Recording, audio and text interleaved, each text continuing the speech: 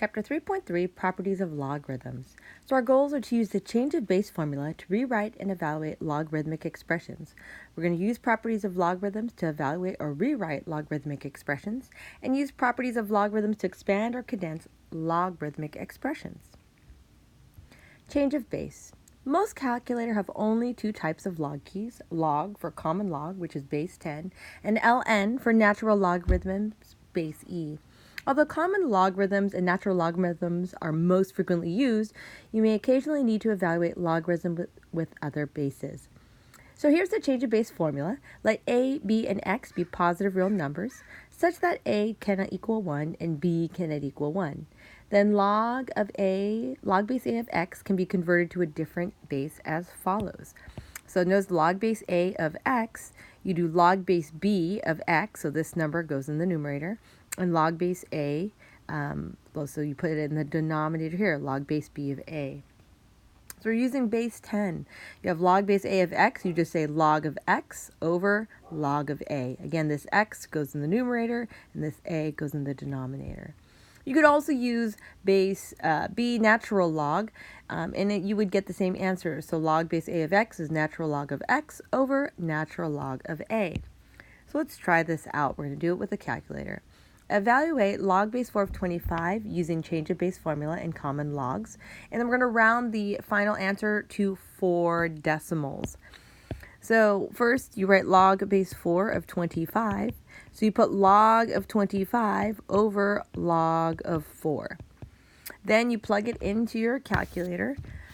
So you would get, if you plugged it in, you would get 1.39794. So this one is 5 decimal places. And then in the denominator, you get 0.60206.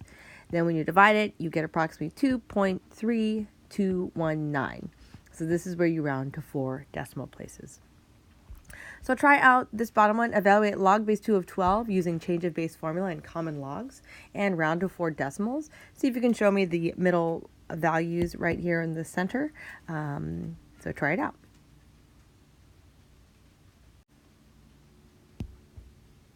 Okay, so if you try this out, you would get log of 12 over log 2. Okay, so it's different. So I just want you to see what log of 12 over log 2.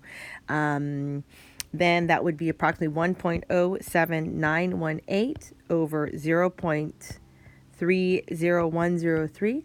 And then that would be approximately 3.5850.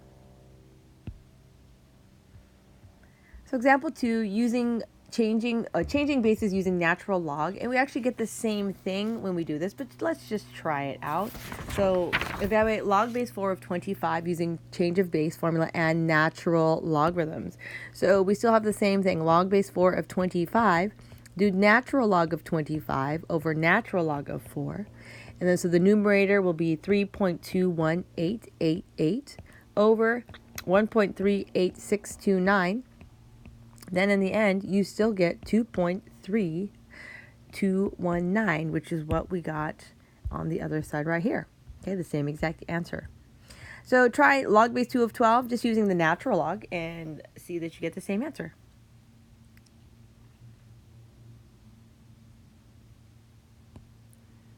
Okay, so if you tried log base 2 of 12, that is natural log of 12 over natural log of 2. You just need to make sure you press the right buttons on your calculator. And so you would get 2.48491 over 0.69315. And then you would get the same answer of 3.5850. So let's look at properties of logarithms. So let a be a positive real number such that a is not equal to 1. Let n be a real number, and that u and v be positive real numbers. So these are the logarithms with base a and natural logarithms. They're the same or very similar. So the first one, the product property.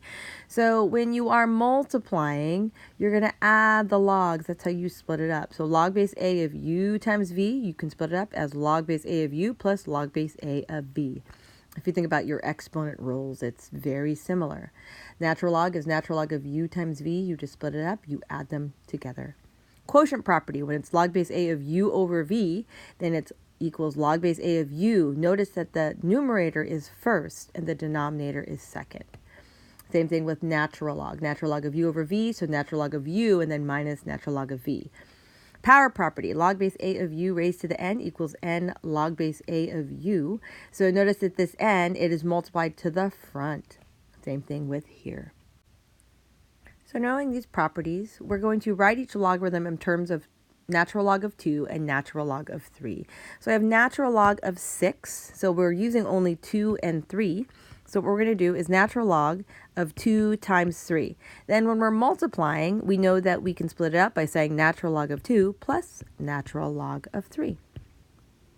For b, natural log of 2 over 27, we can rewrite that as natural log of 2 over 27 is 3 to the third power.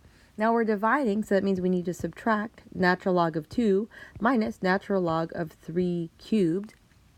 And then just to finish that out, 3 cubed, we need to finish that out. So natural log of 2 minus, this goes to the front, 3 times natural log of 3.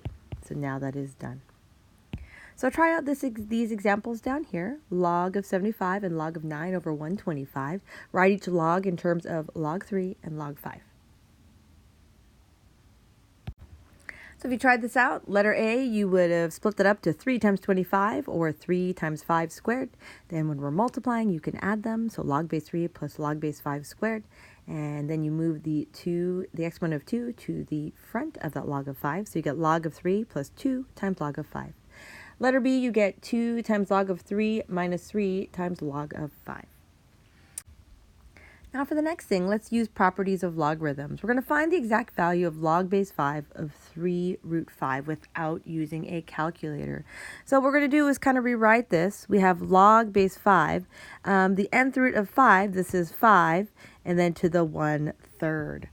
So this 1/3 goes to the front, so that's log base 5 of 5. And then if you remember, what is this log base 5 of 5? Well, that's just 1.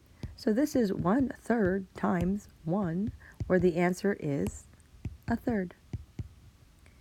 So try out this example down here. Find the exact value of natural log of e to the x minus natural log of e squared without using a calculator.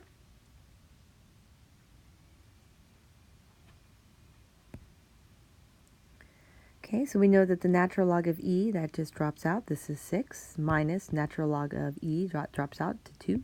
So this is just 6 minus 2. The answer is 4. I hope this helps. Thanks for watching.